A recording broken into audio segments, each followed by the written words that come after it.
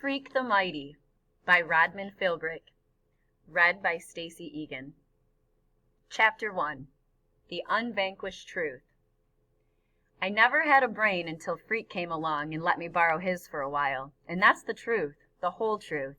The unvanquished truth is how Freak would say it, and for a long time it was him who did the talking. Except I had a way of saying things with my fists and my feet even before we became Freak the Mighty, slaying dragons and fools and walking high above the world. Called me Kicker for a time.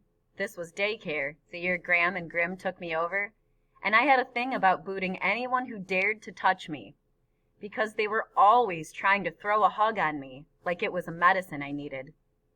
Graham and Grim, bless their pointed little heads, they're my mother's people, her parents, and they figured, whoa, better put this little critter with other little critters his own age. Maybe it will improve his temper. Yeah, right. Instead, what happened, I invented games like kickboxing, and kick knees, and kick faces, and kick teachers, and kick the other little day critters, because I knew what a rotten lie that hug stuff was. Oh, I knew.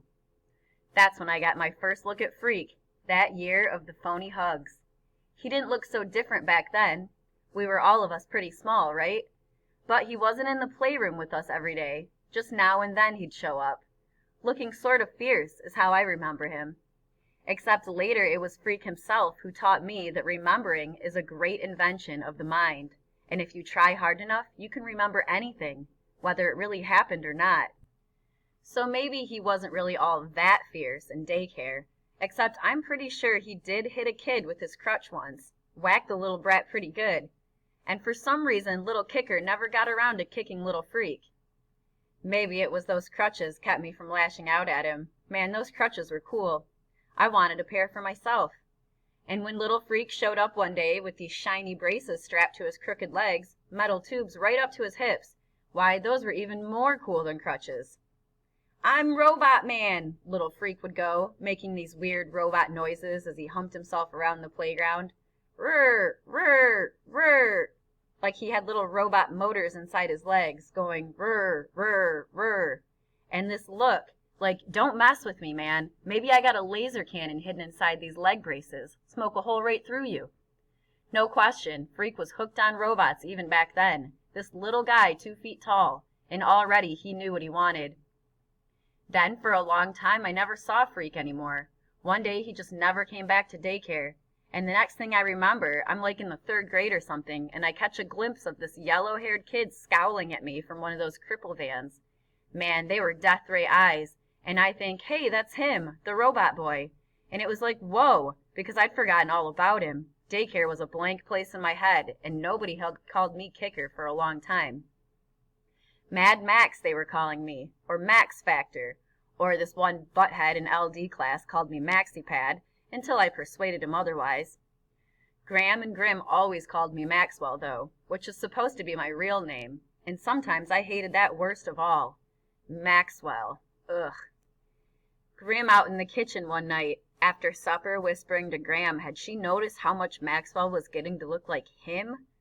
Which is the way he always talked about my father, who had married his dear departed daughter and produced, eek, Maxwell. Grim never says my father's name, just him, like his name is too scary to say. It's more than just the way Maxwell resembles him, Graham says one night at the kitchen. The boy is like him. We'd better watch out. You never know what he might do while we're sleeping, like his father did.